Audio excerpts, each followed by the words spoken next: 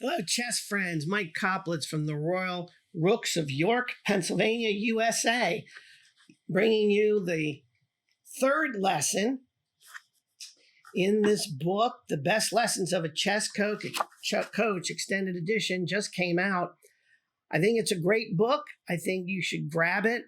And if you're going through the book while I'm doing this video lesson, I think you're going to find that you're going to learn so much more. A little bit what we're going to talk about in lesson 3 has to do with moving pawns and marching forward. There are times where it's really good to move your pawns forward, but you have to remember that pawns don't come backwards. They go forward, they don't come back. And as you move pawns forward, you start creating weak squares. Now, if you remember lesson 2, we saw how Black was able to exploit the weaknesses and create outposts, and it was on D3 and B3. So remember that. Every time you move a pawn, you're going to lose control of a square. There are times where that's okay, times where it's not so okay to do. The illustration game is from Alekhine versus Yates, London, 1922. If you have the book, I'm on page 71. Pretty much a standard opening. I like to use F6. Personally, I like the King's Indian defense. F6 allows you to just transform into so many different places. Queen's Gambit, of course. And here we go. Let me get some moves on the board for you. This is turning into more like a Grunfeld. Like I said, I like King's Indian, but that's okay. And with D5, this turns into actually a Queen's Gambit declined. Get some more moves on the board for you. These are all standard book moves, Modern Chess Openings, or any of those books. This is exactly the way things go.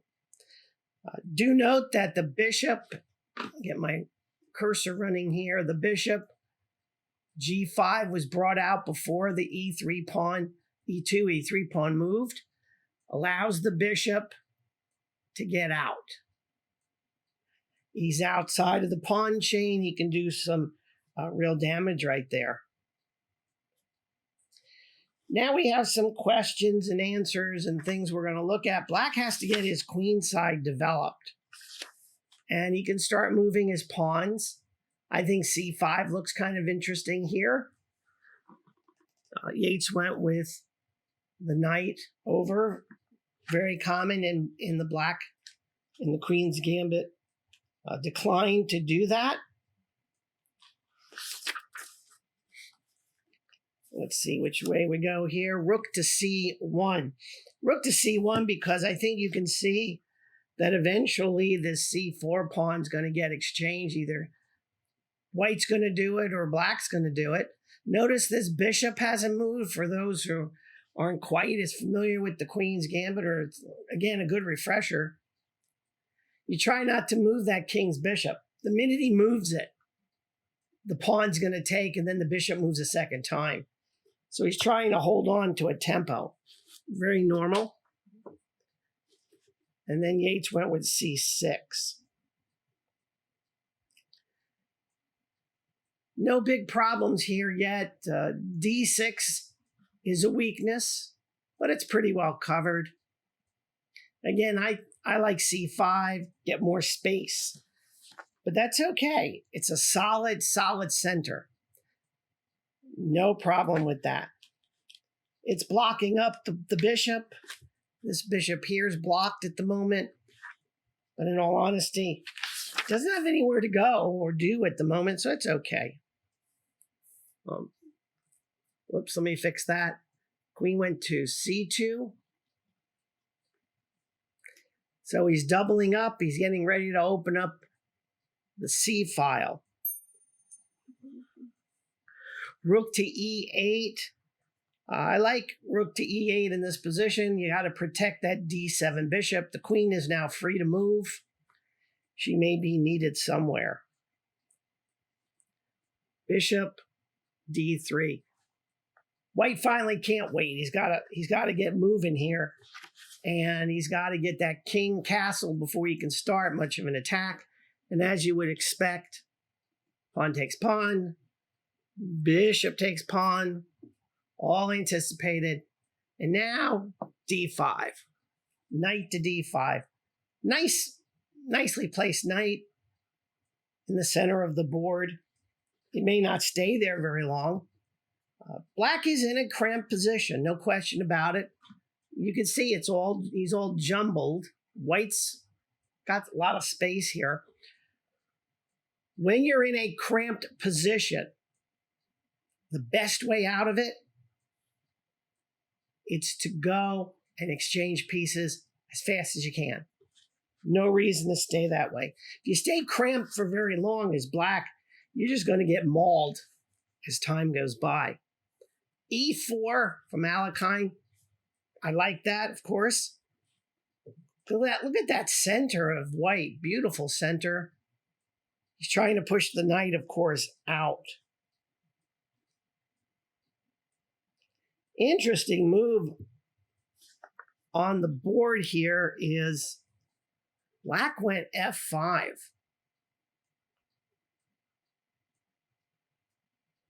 Which I do find intriguing, and I'm hoping you're seeing it right now. You see what's happening?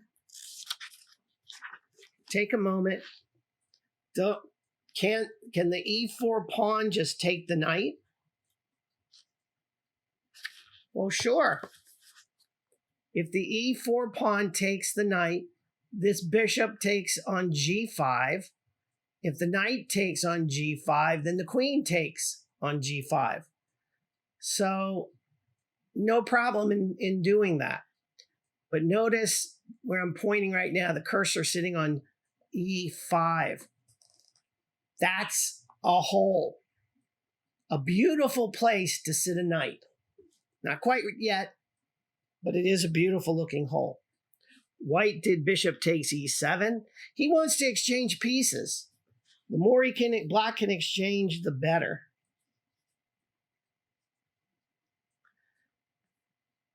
Now here the book says he did queen takes.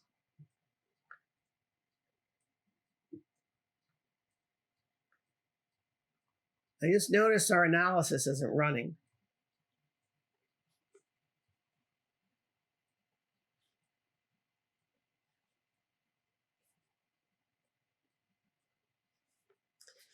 Now I'm sitting here also wondering why he didn't just take the free knight. Ah, okay, there it is. I'm hoping you see it, but notice White is really up according to the computer. On a side note, if you take, we can do this and then come back to the position on the board. This is where the DGT board is really good for this kind of work, because you can do analysis on the board. Now I'm not doing it, I should say, on the DGT board. I'm doing it on the aquarium, because what will happen is check.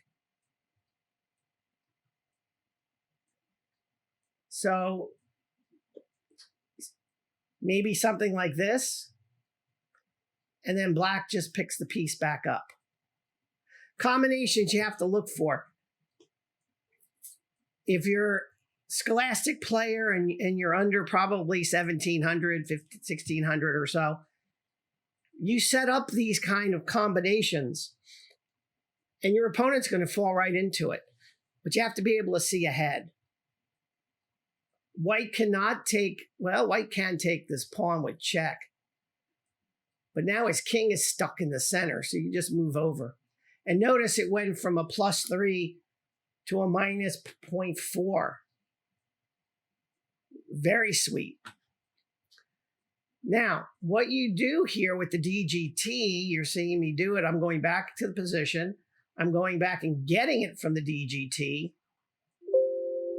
I don't care that the notation gets erased because I have it here in the book. And now we're back to the game.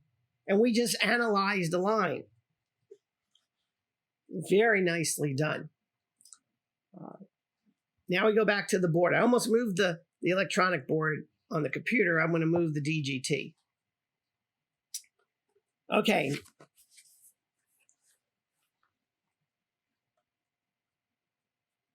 Black decides to go B5, threatening the bishop. You can see that with the green arrows that come up. This has a question mark in it, meaning not so good. Not so good. He's trying to chase away the bishop like he did back here on G5 by advancing pawns. But now all of a sudden, there's a hole right there where the cursor is at C5, but also look at C6. C6 is now backward, and that becomes a weakness. So he's got a weakness here on E6. And he's got a weakness here on C6, and these are self-inflicted wounds. So when your opponent does something that weakens his position for you, you got to first thank him. Of course, you can't talk during a game. You obviously don't thank him that way. You got to take advantage of it.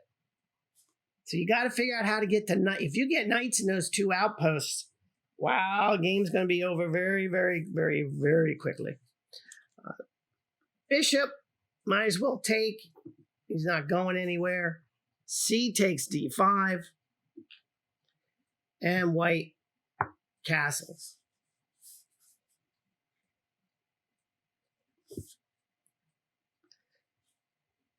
Okay.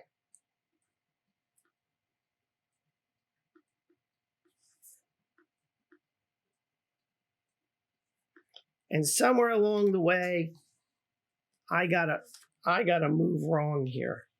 I did get a move wrong. So let's back up. I'm going to back up. I know this is terrible for me to do as an instructor, but I boo-booed. I grabbed the wrong knight. So what we're going to do is going to go back real quick, and then I'll play the position again very quickly. We had the E4, E5, and E3. Not castled. And I need a bishop back on the board. And I need the knight. And I need the other bishop. Okay, there we go. And as I've told you in the other videos, stuff happens. I goofed. Okay, from here it was bishop take F7, E6, queen take, knight on E to D2. That's the move I messed up. B5. Okay. Now, bishop takes D5. Another advantage of the DGT is you can go back to a diagram in the book and get back to where you were. And now castle. There we go. That's much better. Knight to B3. Notice he's going after that hole at C5.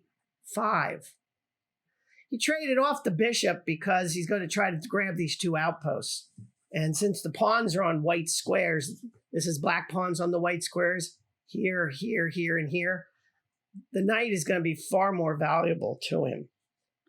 A4. And the knight jumps into C5. And the DGT stopped. Okay. I don't know why it does that every once in a while, so let's go get the position. And let's make sure it's black to play. Yep, this is correct. There we go. That's better. I got to look up sometimes to make sure everything's running. I'm not infallible, guys. I try to do my best.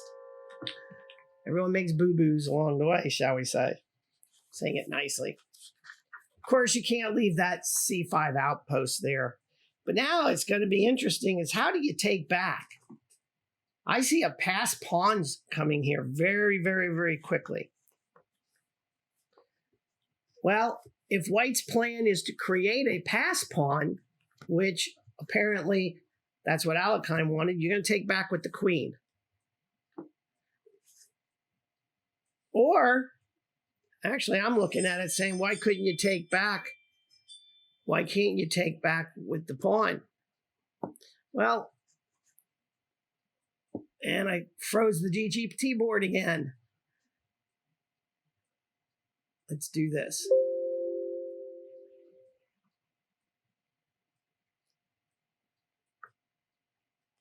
And the queen is on here. Well, here's where the interesting parts come in. This is going to be black to play. If he would have taken with the pawn immediately, there would still be the queens on the board. When the queen's on the board, it's harder to get that pass pawn down the ranks, down the files, and get it queened. You really need the queens off the board. And black accommodated. I think he shouldn't have accommodated, but he did. But now here's another interesting thing.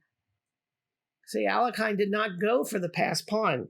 So we'll keep looking to see what he's trying to do here. The queenside bishop finally goes somewhere. It's an interesting place. And C1.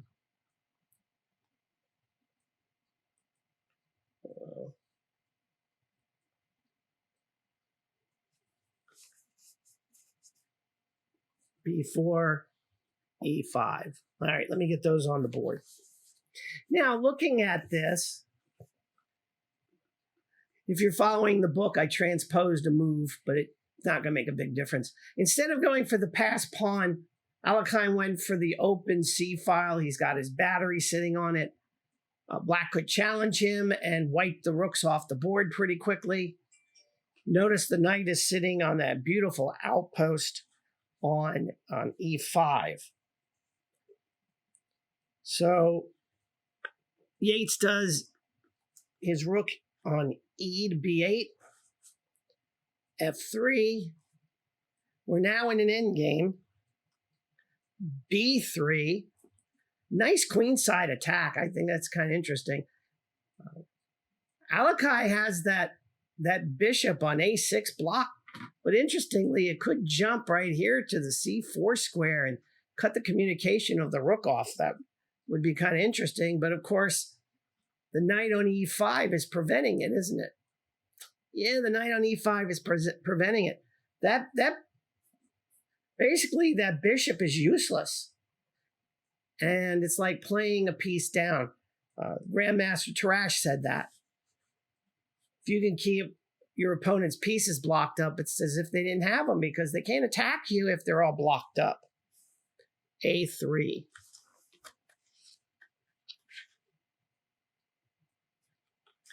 Why open the queen files up? If the pawn took the pawn, the rook came down, all of a sudden, black would get counterplay on the B file. This way, the queen side pawns aren't going anywhere.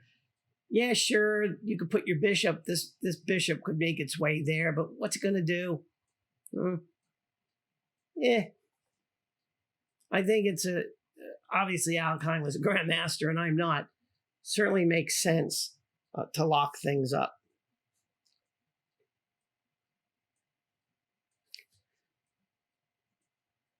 Okay, so let's keep going.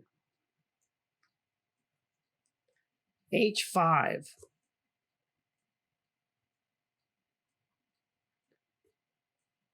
Bishop to F1.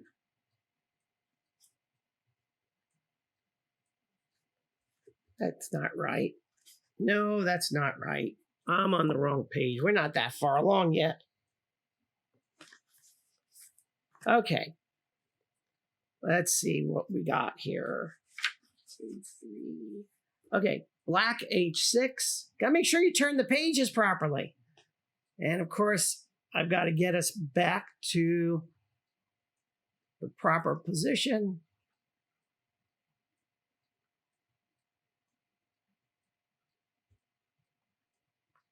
And it would appear we lost connection to the DGT, so we'll reestablish it.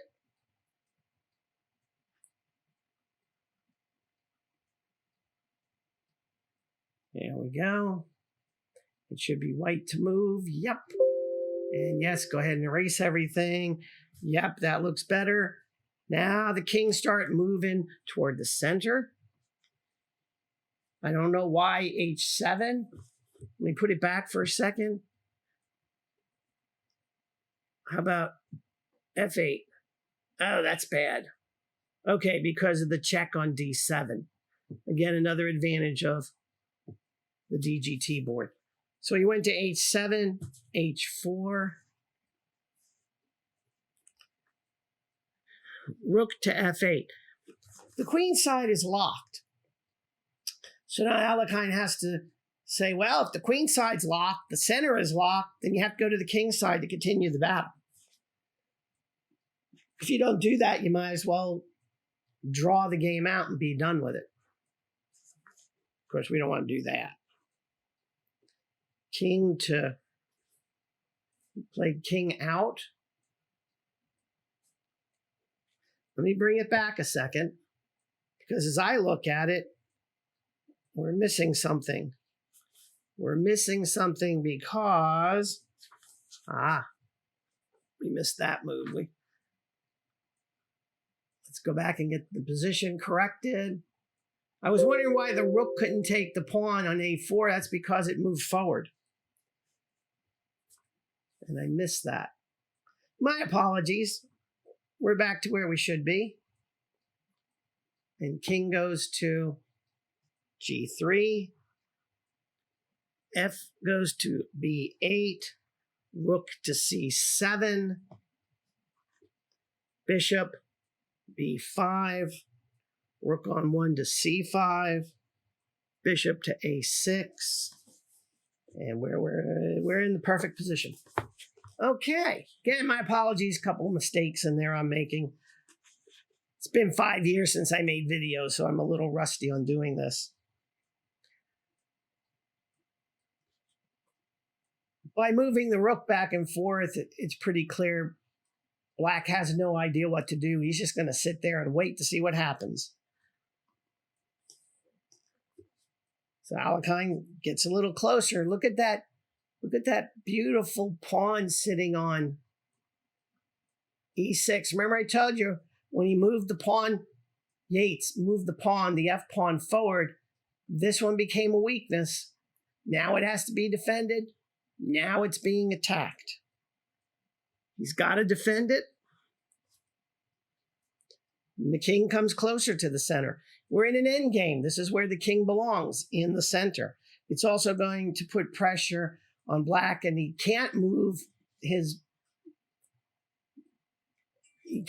pawn because it's pinned, but he would love to have done that, gained space, but he can't, because now we'll just lose the pawn. That wouldn't be good for him. King to G8. This is just, it's a waiting move. He has nowhere to go.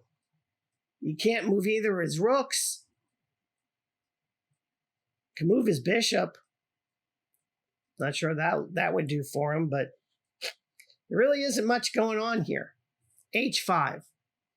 That locks down the G pawn from moving.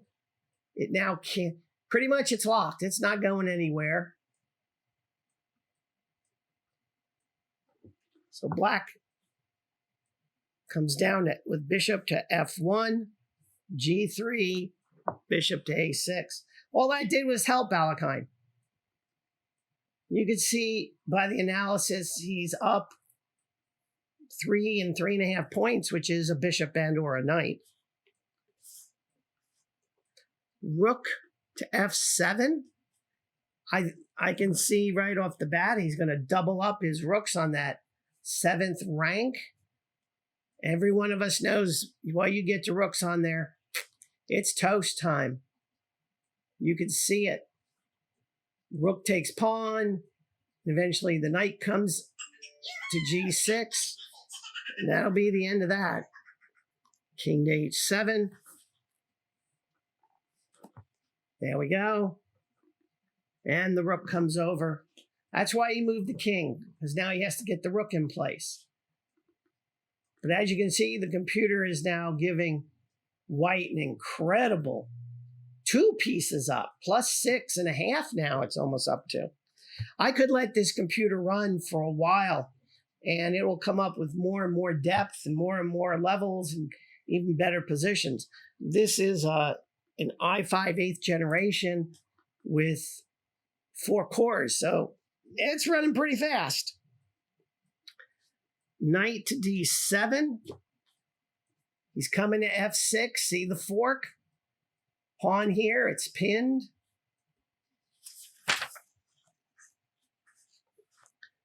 What's black going to do? Black has got to get out of the pin, but it comes here anyway. Why? Because if you take, do you see the checkmate? The rook's just going to move over to h7 checkmate, so you can't take it, right? Rook comes to g8.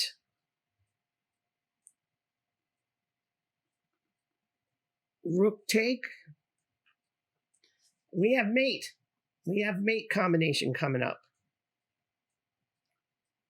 Let me stop. That's where the book stops. And I'll just show you the mate. This is the other thing that's nice again. DGT, you could do it on the Houdini. Rook takes f6. King to e5. Rook. He has rook going to a7. That's strange. No, it's not strange. Okay. The computer is going to give us rook takes a. This rook is going to be taken by the king. Now, it can't go to g6. It's lost.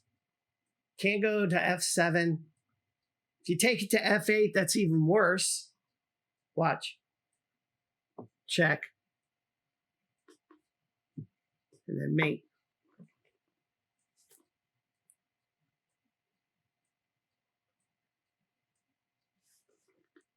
So this wasn't really a pawn storm like I thought it would be at the beginning. It's white marching his king to the center in the endgame. Every instructor will tell you that when you get to an endgame, your king gets to be worth 5 points. It's as strong as a rook if you can get it into the battle. And you can see that the king sitting on e5 was the key that allowed eventually the knight and the 2 rooks to break through and to checkmate the king. Well, I hope you found this interesting. I, again, apologize for a couple of mistakes. Like I said, it's been 5-6 years I've done this, and I'm just getting back in the swing.